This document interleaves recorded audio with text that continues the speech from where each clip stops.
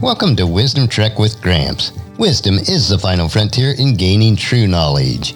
We are on our daily trek to create a legacy of wisdom, to seek out discernment and insights, and to boldly grow where few have chosen to grow before.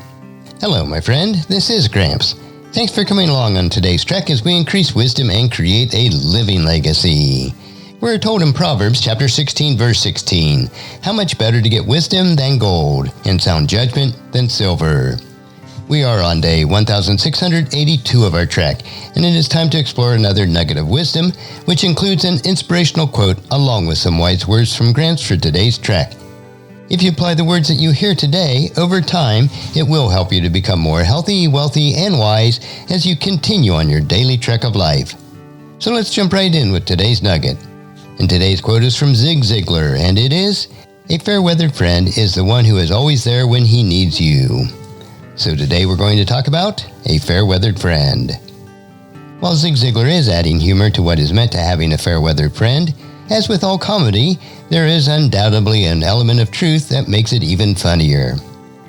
On a more serious note, how do we identify fair-weathered friends who are not dependable when needed?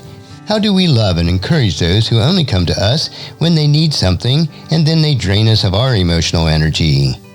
These type of friends are always taking but not replenishing or giving back to others. Should we exclude them from our lives, or should we continue to reach out to them? Cutting our connection with others can be a difficult decision to make. If you allow it, some individuals will suck the life out of you, so there may be situations where you need to set some limits. From a secular worldview, it may be okay to cut off another person from our lives completely. However, if we look at this situation from a biblical worldview, we must consider how that will impact a person from an eternal perspective. We also need to consider how we can serve others, even if they do not pay it forward. In the Sermon on the Mount, Jesus teaches us that our vocation is to create a Christian counterculture. All things considered, we are to err on the side of loving others regardless, as we are taught in Matthew chapter 5, verses 43 through 48. You have heard the law that says, "Love your neighbor and hate your enemy." But I say, love your enemies. Pray for those who persecute you, and that way you will be acting as a true children of your Father in heaven. For he gives the sunlight to both the evil and the good, and sends rain on the just and the unjust alike. If you love only those who love you, what reward is there for that? Even corrupt tax collectors do that much. If you are kind only to your friends, how are you different from anyone else? Even pagans do that. But you are to be perfect, even as your Father in heaven is perfect. And as you ponder this nugget of wisdom for yourself, please encourage your friends and family to join us, and then come along with us tomorrow for another day of Wisdom Trek, creating a legacy.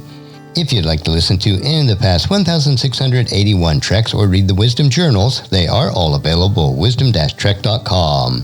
And I encourage you to subscribe to Wisdom Trek on your favorite podcast player so that each day's trek will be downloaded to you automatically. And if you've not done so, please consider giving us a 5-star rating so that others will join us in mining our nuggets of wisdom. And thank you so much for allowing me to be your guide, your mentor, but most importantly, I am your friend as I serve you through the Wisdom Trek podcast and journal each day. And as we take this trek of life together, let us always live abundantly, love unconditionally, listen intentionally, learn continuously, lend to others generously, lead with integrity, and leave a living legacy each day. I am Guthrie Chamberlain, reminding you to keep moving forward, enjoy your journey, and create a great day every day. See you tomorrow for more daily wisdom.